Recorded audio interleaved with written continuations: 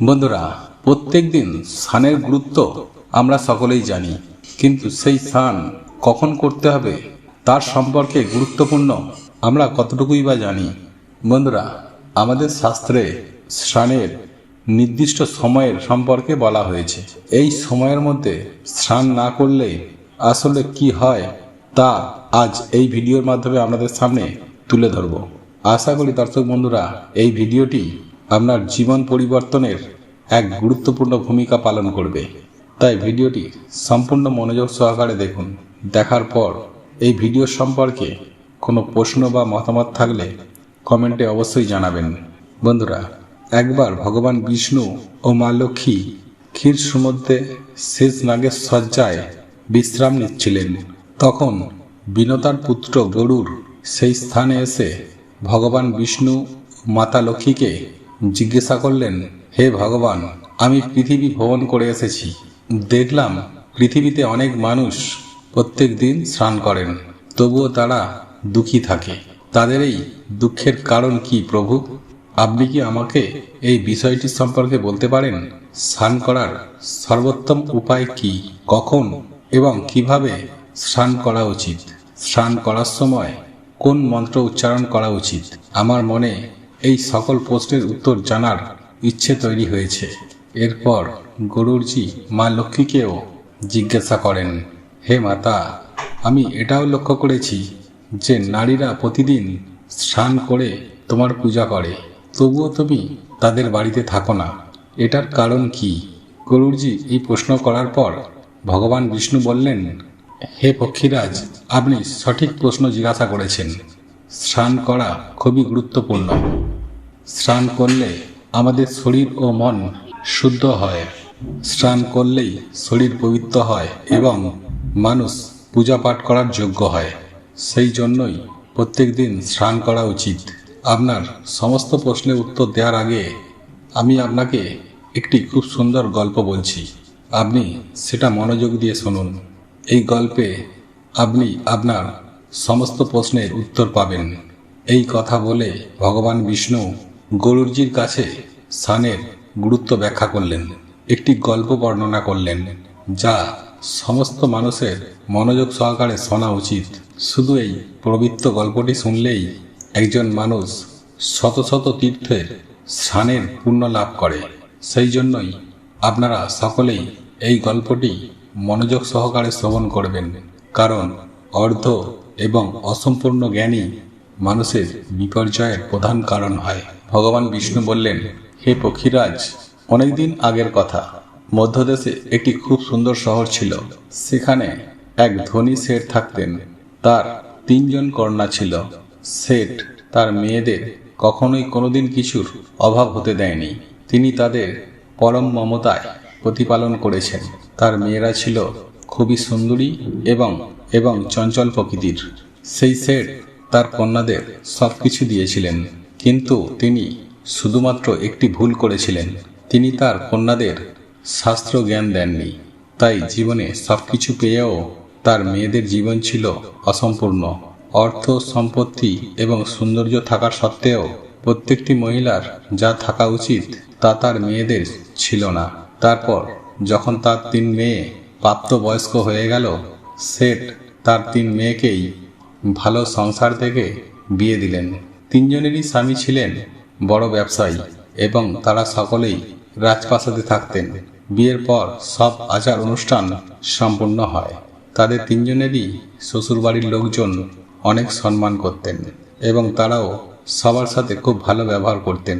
তারা 3 জনই তাদের শ্বশুরবাড়িতে সুখে শান্তিতে সংসার করতে লাগলো। কিন্তু তারা 3 জনই সকালে দেরি করে ঘুম থেকে উঠতেন, দেরিতে স্নান করতেন, স্নান না করেই খাবার খেতেন এবং খুব কমই পূজা পাঠ করতেন। তাদের শাশুড়ি তাদেরকে অনেকবার বাধা দিলেও তারা তার উপদেশ না শুনে নিজের মতো কাজ করতে থাকে। কিন্তু সময় যত বাড়তে থাকে ততই সমস্যা ওই 3 মেয়ের শ্বশুরবাড়িতে বাড়তে থাকে। 3 স্বামী ব্যবসায় আর্থিক ক্ষতির সম্মুখীন হতে থাকে এবং ধীরে ধীরে তাদের ব্যবসা সম্পূর্ণরূপে ডুবে যায়। তারা অন্যের কাছে ঋণ নিয়ে ব্যবসা চালাতে শুরু করে, কিন্তু তারপরেও তাদের লোকসানের মুখে পড়তে হয়। তাতে বাড়িতে বারবার ঝামেলা ও মারামারি হতে থাকে। ওরা ওই 3 জন 3 বাড়িতেই থাকতে যাওয়ার পর থেকেই তাদের বাড়িতে সমস্যা শুরু হয়। ওই 3 বোনের শ্বশুর বাড়িতেই অর্থের এত অভাব ছিল যে তাতে তাদের বাড়ি ঘর সব কিছু বিক্রি করে তারা একটা কুঁড়ে ঘরে থাকতে বাধ্য হয়। কিন্তু ওই 3 বোন ওই কুঁড়ে ঘরে থাকতে একদম পছন্দ করল না। সেই কারণেই তারা শ্বশুর বাড়ি ছেড়ে পিতামাতার বাড়িতে ফিরে যায়, বাবার সাথে থাকতে শুরু করে। বাবার বাড়িতে এসেও তারা 3 জনেই দেরি করে ঘুম থেকে উঠে দেরি করে স্নান করে এবং স্নান না করেই তারা খেতেন, যার কারণে তার বাবাও ব্যবসায় বিস্তর ক্ষতির সম্মুখীন হতে শুরু করলো এবং তার আর্থিক অবস্থাও ধীরে ধীরে অবনতি হতে থাকে। তারপর একদিন ভগবান বিষ্ণু ঋষি রূপে তার দ্বারে এলেন। শেঠ সেই সাধুকে অত্যন্ত শ্রদ্ধার সাথে স্বাগত জানালেন এবং তার পা ধুয়ে তাকে প্রণাম করলেন। তখন সেই শেঠ মহান ঋষির কাছে তার দুঃখের কথা বললেন এবং সেই শেঠ তাদের মেয়েদেরকে ডেকে তাদের সম্পর্কে পুরো সত্যটা ঋষিমণিকে জানালেন এবং তার সমাধান চাইলেন। সেই ঋষি সেই 3 কন্যার দিকে এক ঝলক তাকালেন। তিনি পুরো সত্যটাই বুঝতে পারলেন। এই 3 বোনের চারপাশে নেতিবাচক শক্তির এক চক্র রয়েছে যা তাদের সাথে ঘুরছে। তারা যেখানেই গেছে সেই অশুভ শক্তি তাদের ছাড়ছে না। তখন ঋষি সেই শেঠকে বললেন, আপনার 3 কন্যার অভ্যাসের কারণে তার চারপাশে অশুভ শক্তি পিত্ত তৈরি হয়ে রয়েছে। এই কারণেই তারা যেদিকে যাচ্ছে সেখানে শুধু দুঃখ কষ্টই আসছে। তোমার 3 মেয়ে খুবই অলস। তারা দেরিতে ঘুম থেকে ওঠে এবং দেরিতে স্নান করে, আবার স্নান না করেই খাবার খায়।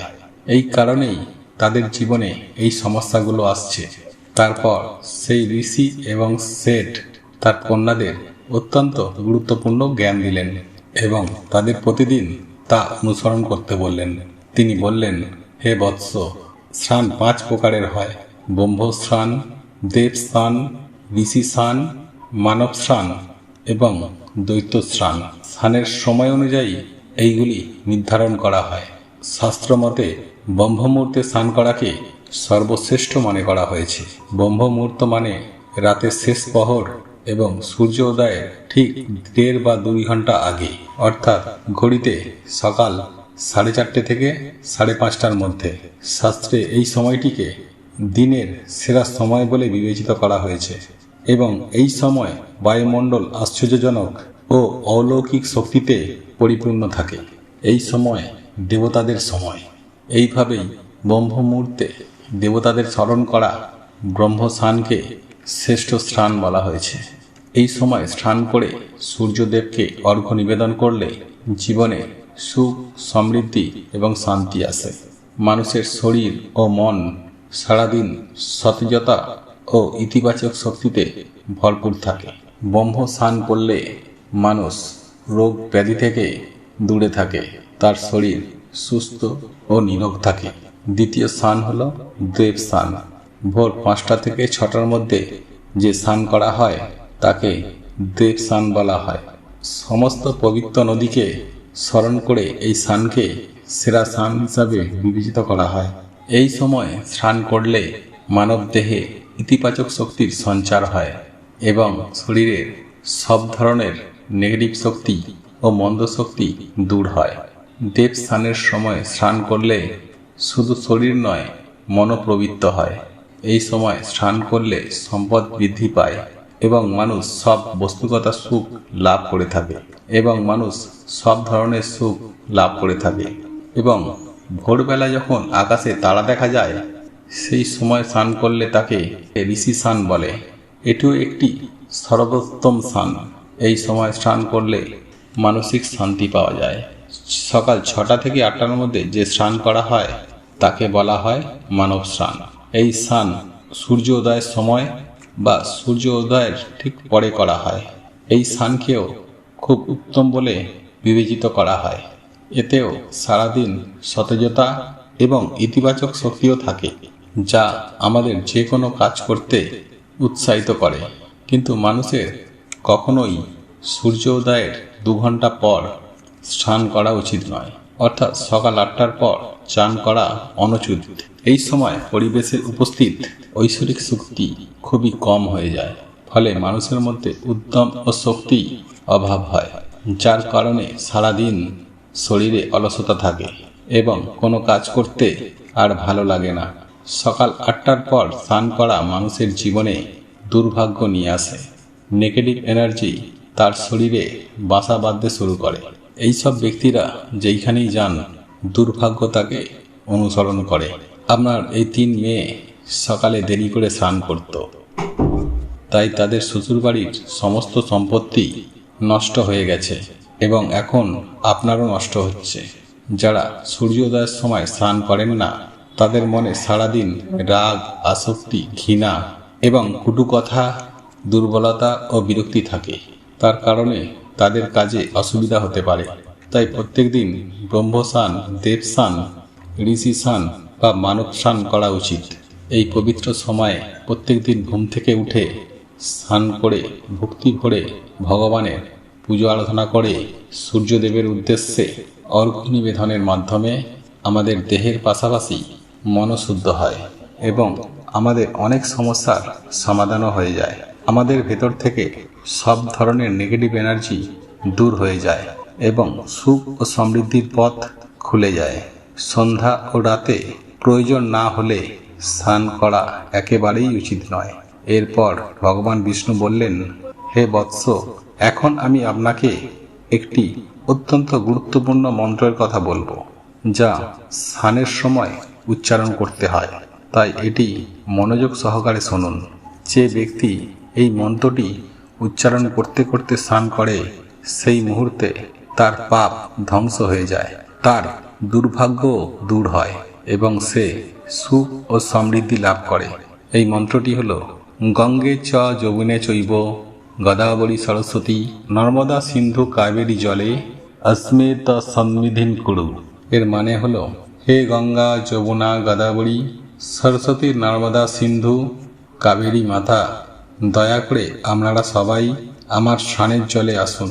এই মন্ত্র উচ্চারণ করলে সকল তীর্থস্থানে স্নান করার পূর্ণ ফল পাওয়া যায়। এইভাবে ভগবান শ্রী বিষ্ণু সেই শেঠকে তার স্নানের গুরুত্ব বুঝিয়ে দিলেন। তখন শেঠের 3 কন্যা তাদের ভুল বুঝতে পেরে তারা 3 জনেই তাদের শ্বশুরবাড়িতে চলে যান এবং ভগবান বিষ্ণুর নির্দেশ মতো স্নানের সমস্ত নিয়ম মেনে স্নান করতে শুরু করল। 3 জনই সকালে ব্রহ্ম মুহূর্তে ঘুম থেকে উঠে স্নান করে রোজ সূর্যদেবকে জল দিতে লাগলেন।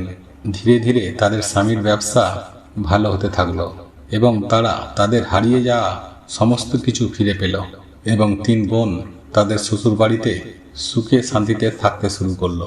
প্রিয় দর্শক বন্ধুরা, আমাদের জীবনে স্নানের অনেক গুরুত্ব রয়েছে, তাই প্রত্যেক দিন চেষ্টা করুন সকাল 8টার পূর্বেই স্নান করে নিতে। আশা করি এই গুরুত্বপূর্ণ তথ্যটি জানতে পেরে আপনারা উপকৃত হয়েছেন। এটি আপনার জীবন পরিবর্তনের সহযোগিতা করবে। বন্ধুরা, এই ভিডিওটি যদি আপনাদের পছন্দ হয়ে থাকে তাহলে ভিডিওটি লাইক করুন, কমেন্ট করুন এবং বন্ধুদের সাথে শেয়ার অবশ্যই করুন। মনে রাখবেন, আপনার একটি শেয়ার অনেক মানুষকে উপকৃত করতে পারে এবং আপনি যদি নতুন হয়ে থাকেন তাহলে চ্যানেলটি অতি অবশ্যই সাবস্ক্রাইব করবেন এবং পাশে থাকা নোটিফিকেশন বেল আইকনটি অন করে রাখবেন, এইরূপ নিত্য নতুন ভিডিও সবার আগে পাওয়ার জন্য। ভগবান বা ঈশ্বর আপনার মঙ্গল করুক। আপনারা ভালো থাকুন, সুস্থ থাকুন।